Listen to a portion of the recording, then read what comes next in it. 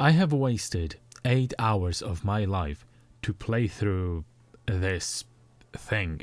I'm skeptical to even call this a video game because it sure doesn't feel like it, and I also would be skeptical to call this thing a tech demo because we had such an amazing demos like Far Cry or Crysis.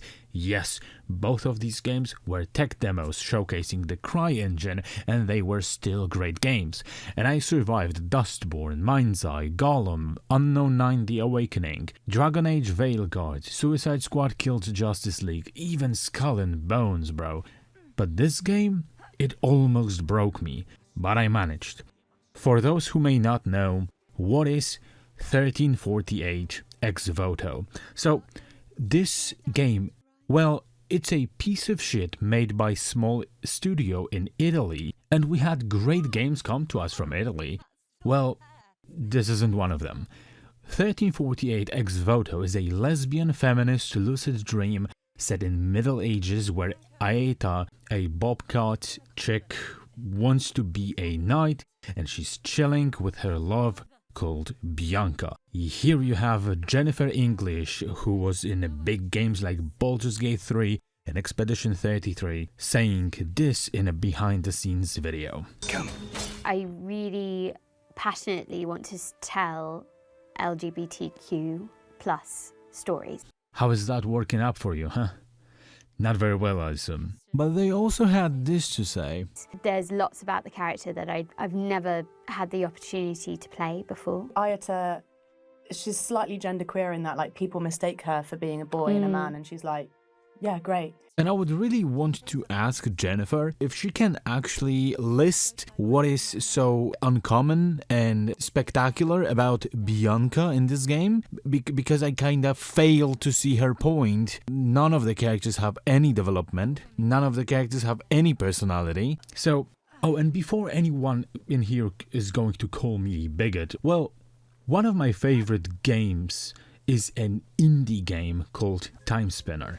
And it has plenty of queer stuff in it, but people who played it and even didn't like it don't care. Why? Because the game itself is a really great Metroidvania. So here, the queer stuff is genuinely the least of your worries. So Aeta and Bianca are chilling, and Bianca looks like she got her brain paralyzed from some accident. And at the same time, she got stoned really hard because she's constantly making this type of face throughout the entire game. And what makes this shit even funnier, they did mocap for this game. So all of a sudden, Bianca's necklace does some weird movements. And by the way, this actually happened when I tested the game after the patch, because they did patch the game like 2 days after the release, and this was after the patch. That patch didn't work, my guy. It didn't happen before the patch, but it happened after they patched the game. They separate and the town gets raided, and Aeta swears an oath and goes on a mission to save the poor Bianca. So yes, your princess is in another castle type of game. At this point, maybe just play Mario. I mean, it has Italian connections also, so the first moment you get to control your character, you already know that you stepped in some deep shit and wasted your hard-earned $20. Well, technically $25, but there's a 10% off on launch, and also if you own some other games, you get another discount. Like, they already knew nobody is going to want to buy this shit for the full price. Let me check how the game did on SteamDB. Oh.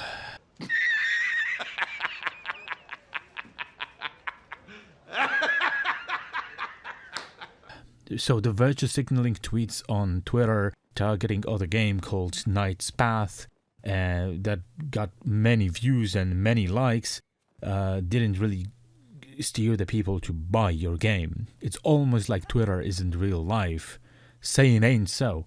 So the controls are shit. Aeta is stiffer than a plank from Ed and Eddie. And the first thing that I notice playing this game, this happened. So she is supposed to sneak under the tree that has fallen, but The game tells me to press A, so I pressed A. She sneaks, the animation goes fully complete, and she's still on the same side of the tree. So what happened? She got stuck on textures. This shit happened twice when I played the game. The animation is fully completed, but the character genuinely just gets stuck on textures, and she just doesn't go through. And you have to repeat it.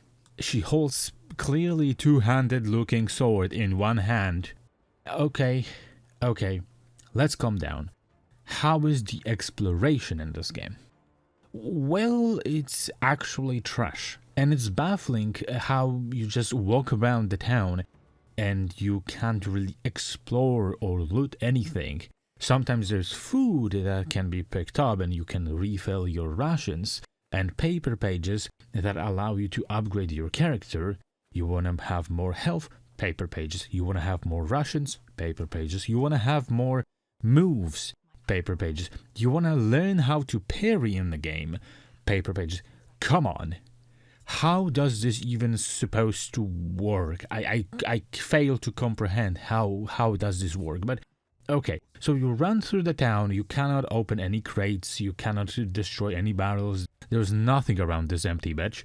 And you get to the first set of your enemies, and it's completely dogshit. So you attack the enemies spamming right trigger, and also you can hold left trigger and also spam right trigger for a two-handed stance.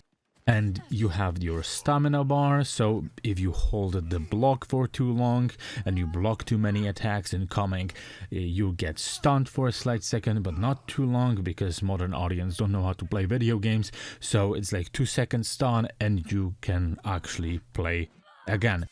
What's funny, the stamina bar does not react to the fact that you are actually swinging your sword and you're attacking the enemies. It only gets used up as you block.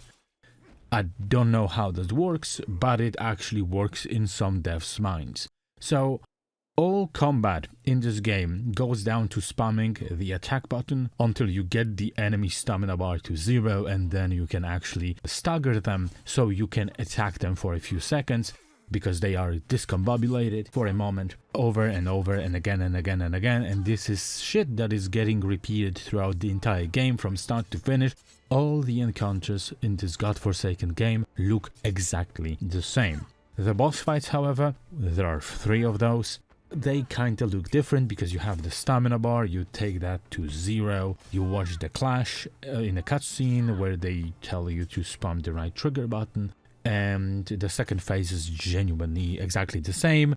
With 0 changes. The last boss fight actually has 3 phases, and the last phase, the last boss actually starts spamming the attacks like mad, so you don't even have a window.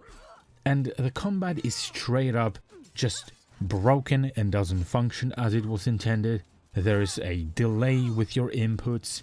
There is an enemy lock-on that fucks up constantly. You have 3 enemies, for an example, on the arena that you fight in. You slam one of them, you actually are fucking him up pretty well, and all of a sudden, randomly, the game decides to switch your aim lock to a completely different enemy that is on the opposite side of the arena, turning you 180 and exposing your back to the guy that you actually actively were fighting at the moment. When hitting the enemy and raising the guard, the game messes up constantly, and Aeta in the game, instead of putting a block, she decides to expose herself even more because she tries to execute like some kind of additional attack and raises her sword there, and it results in enemy genuinely striking you down. And a few times during a fight, my attack button actually stopped working, so I couldn't hit anyone. I could move, I could do every other thing, but I couldn't hit the enemies. And it results in the shield of the enemy, the stamina, regenerating, so you have to fight him from the beginning if your button finally starts working. It happened multiple times when I was playing on my controller. This controller has no issues whatsoever, and that was notorious. It was happening multiple times, and to unlock my button to finally be able to hit the enemy, I had to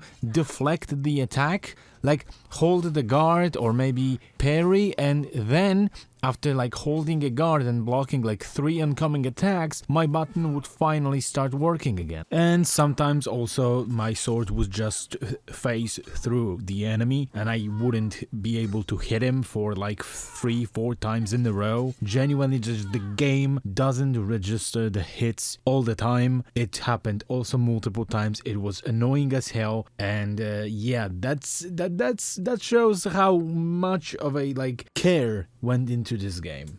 And after you unlock the parry option, the fighting gets easier than it ever was. But it also doesn't work half of the time, because the game tells you to press L2 and R1 to execute the parry. But the thing is, it's actually wrong and incorrect. You can actually hold L2 and that also works as a block, so you automatically block every single attack that enemy is issuing. And then you can actually click R1 when there is an attack you want to parry. This is the first time in my entire life I have encountered a video game that screws up explaining its own mechanics. The environments are completely bare and empty. You see this? You see all of this terrain? There is not a single fucking thing on this map. Nothing. The one thing that is on this map is in this tower in here. The rest of this map is unused, uninhabited. You cannot find anything. You can traverse for majority of this map, but you cannot find anything that is worthy of your time, and even unworthy, because there is genuinely nothing. This is just an empty space that feels like it was supposed to be filled in with some pickables or some findings, but they just decided to release the game in this state. You also can modify your sword, so you have 4 sections that can be modified: pommel, hand, guard and blade, and all of those have 4 variants you can find during your game. I found most of them, but at some point, like, I genuinely just couldn't give a shit because I felt like the upgrades for the sword genuinely don't contribute to anything. So the third ones from each sections I completely missed. Those things are not hidden very well. Everything is empty, and if something is on the map, it's genuinely in the most noticeable place on the entire map. So like, I don't know, it doesn't add anything, it doesn't change anything, it doesn't make game any easier. So why even bother exploring and searching for it in the first place? But I found most of them anyways. And you can also find trinkets or maybe some like accessories that actually manage to kinda give you some advantage.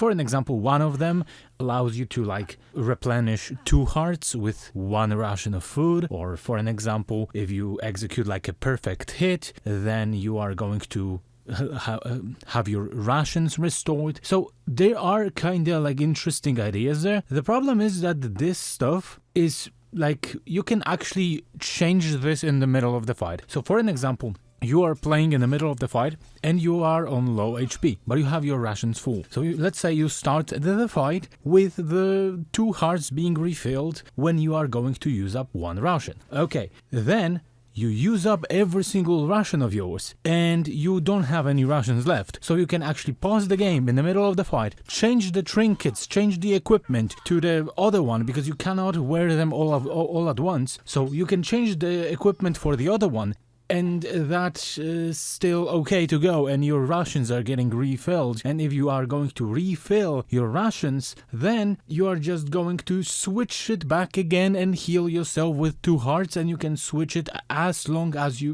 like, whatever you want. You just do with it whatever you want. There is no consistency, no lock-on, no nothing. They didn't even think about this stuff because they just didn't care. And there is also no death animation when you fall and die. The game just does loading and spawns you right next to the place where you actually failed to jump. So throughout the entire game, when you're going to fall somewhere, there's going to be only loading. And there are actually people who tried to defend this because devs are overworked and they can't worry about every single thing that is as like, I don't know, unimportant as death animation when you fall into the void. Mind I note that these devs published an information that they cancelled Xbox edition of the game to focus on polishing the PC and PlayStation 5 version of the game. To focus on actually making the game good. Are you sure?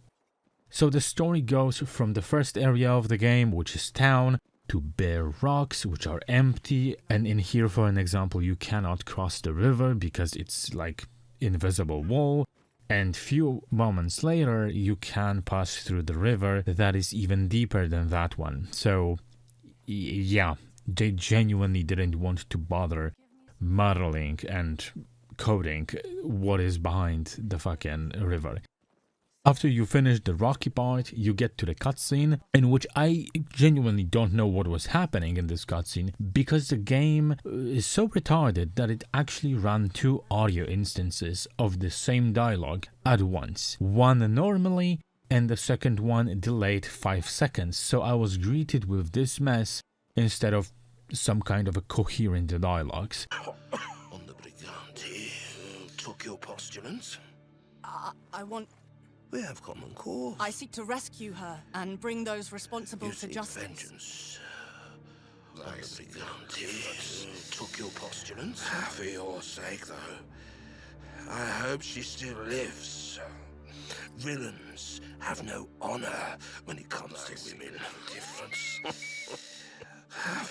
As this mind-melting cutscene ended, you step into the forest and your GPU gets a kick in the fans and your PC starts flying away because this shit is so badly optimized. Your frames get cut in half and my PC heated up to the point when I could actually fry a chicken in it. And in here, for an example, you have the display of how the game is fucked up even more. When in the forest, there is a crate that is kinda stuck, so you have to unstuck it. But I took out my sword and I decided to push the crate button, which is the same button that you actually do everything in this game with. So I tried to push the crate and my sword started floating around me. I felt like I'm playing some kind of a futuristic game at this point.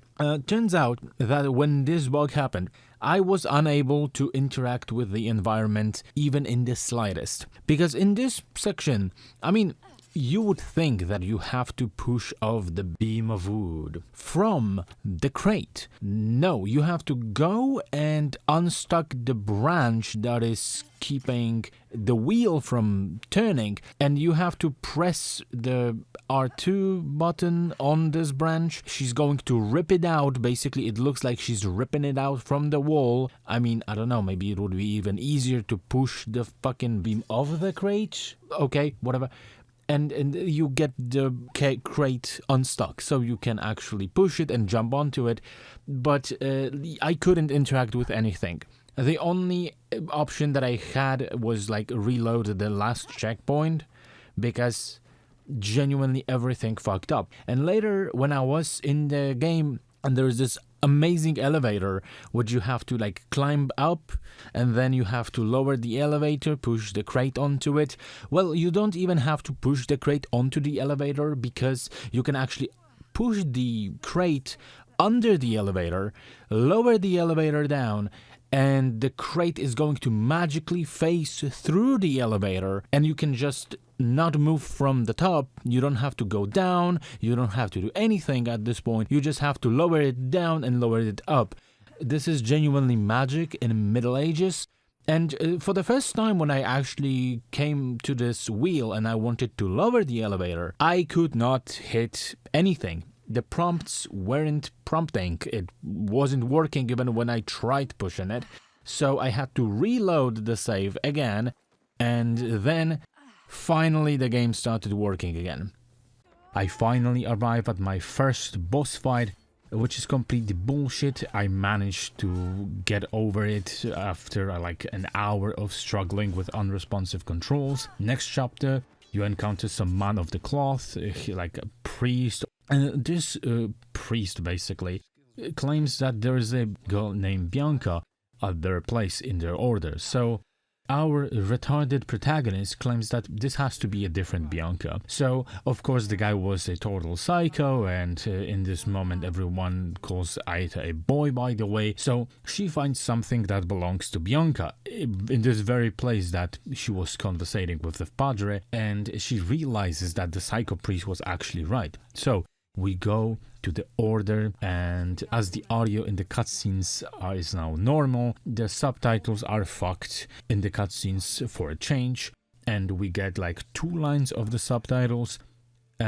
put in 1 line on top of each other, so they are completely incomprehensible. Of course, it turns out that the whole order is basically a bunch of murdering psychos. They just kill people they deemed bad or demonic. At first, when I saw these motherfuckers, I was like, is this Italian Ku Klux Klan? So we kill everyone, we get to Bianca. She tells us that she wants to free some people and help them, and to meet her in the abandoned town. And as I was exploring, and put it in the huge quotations so even Stevie Wonder can see the quotation marks, I was exploring the town, I noticed this. This place was mercifully spared the pestilence, but not that. This place was mercifully spared. This place was this place was this place was this place was this place was this place was this place was mercifully spared. This place was this place was mercifully spared the pest. This place was mercifully this place was mercifully spared the pestilence, but not this place was mercifully spared. This place was mercifully spared the pestilence. These lazy clowns decided to put a dialogue starter as you cross this certain point on the map. So each time you cross this point, it will reset the dialogue from the beginning. It will cut it off and reset it, cut it off, reset it. This is some next level laziness.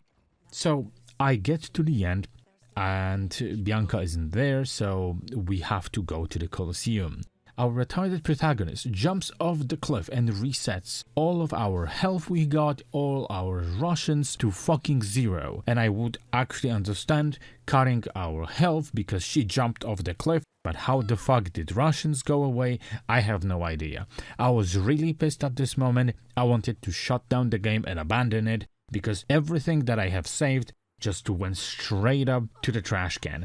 So the psycho priest wants to burn Bianca as the stake, and bro's like talking about how women are evil and tempting, and they literally made him a medieval incel. So Aita fights him, and after you unlock parry, this is a piss easy fight. And after you defeat the priest, you get this cool ass Fast and Furious-esque Vin Diesel family type shit cutscene. My reaction to this was straight up laughter. Aita jumps and grabs Bianca from the stake. She wasn't tied to the stake at any point, it would seem. Aita literally broke her back, and Bianca just gets picked up by some rando and walks the fuck away. And I'm like, are you sure you both are in love or something? It feels like Bianca just doesn't care and doesn't want to be near this bitch and tries to get as fast and as far away as possible. In here, the time skip also happens, and yes, it's a straight out of the ass time skip.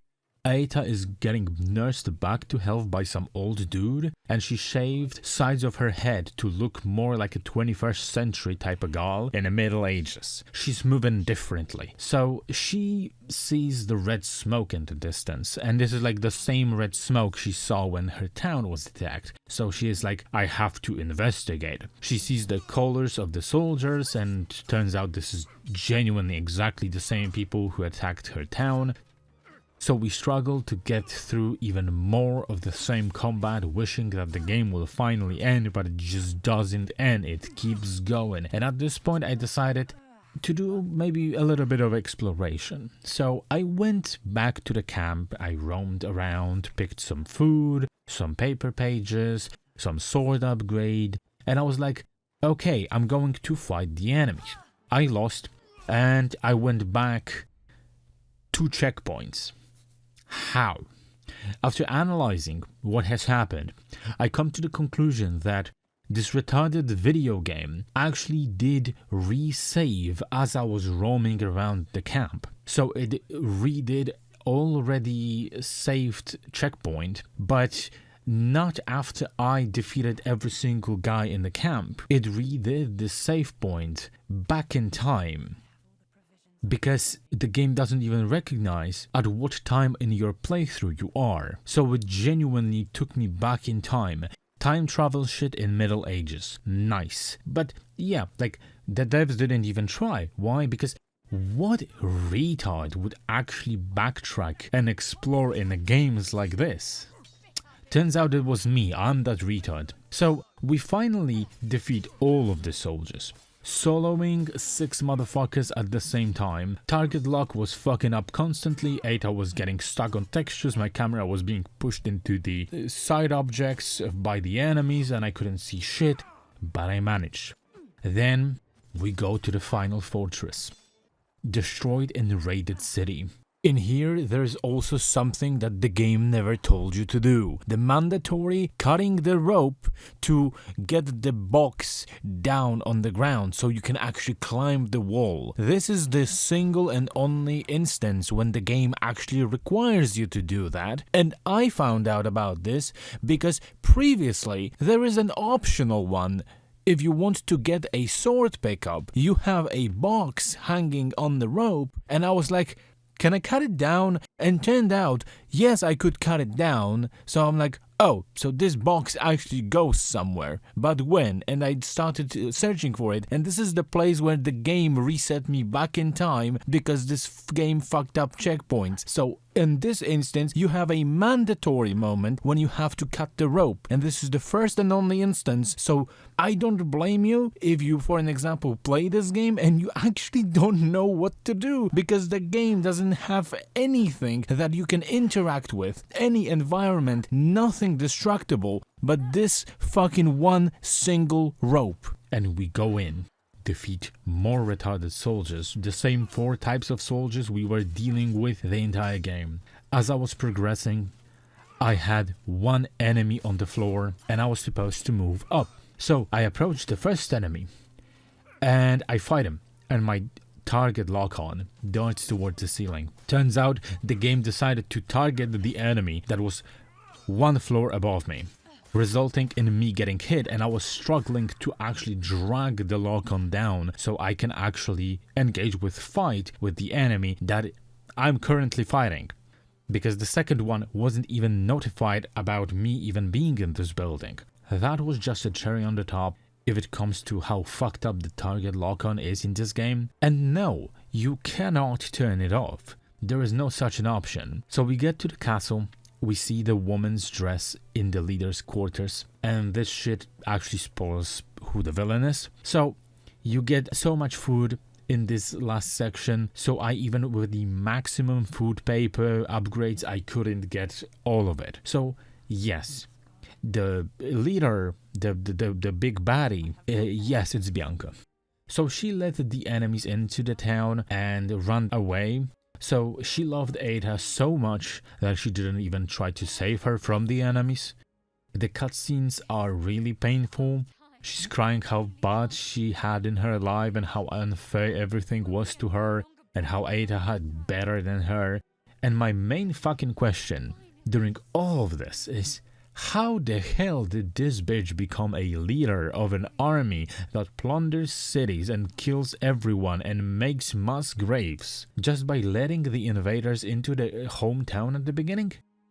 My bullshit meter actually exploded at this moment. This also, and nothing makes sense, nothing adds up.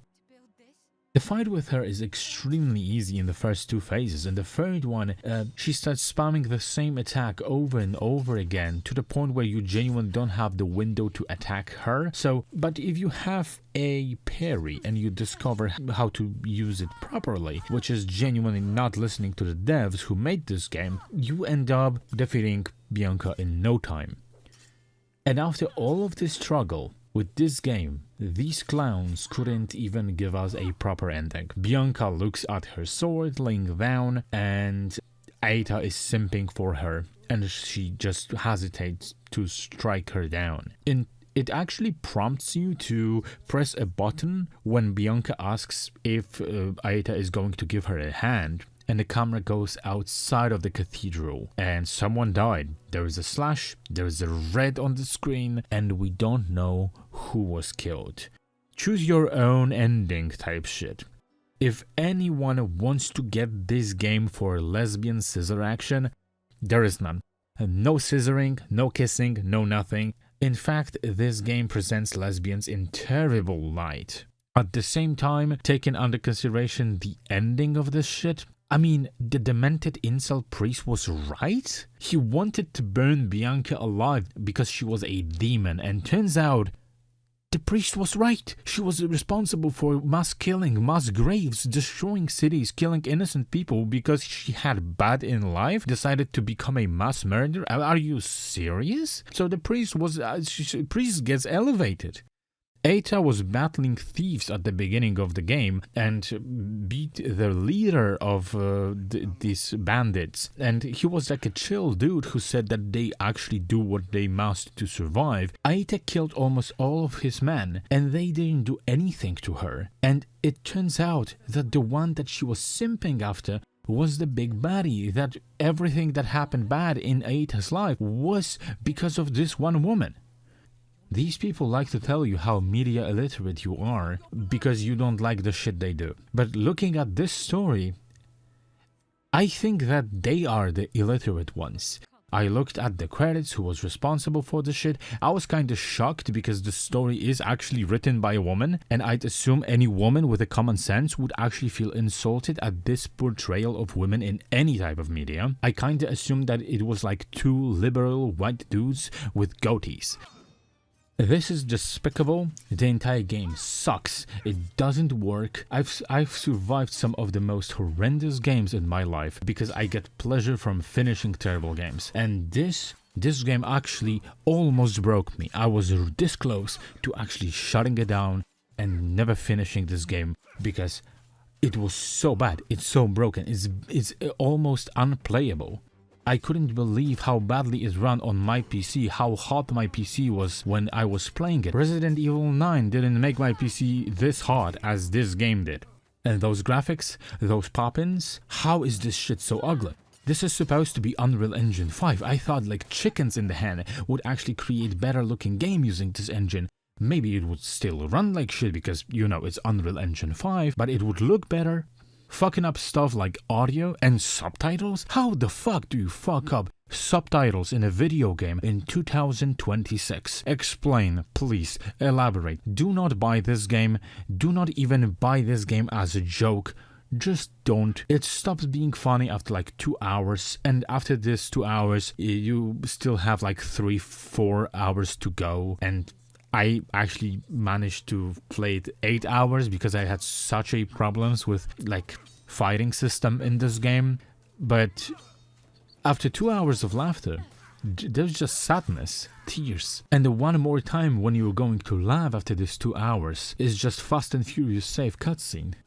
And this game had a government funding. It was funded by an Italian government. And yes, sure, a lot of EU games get funding.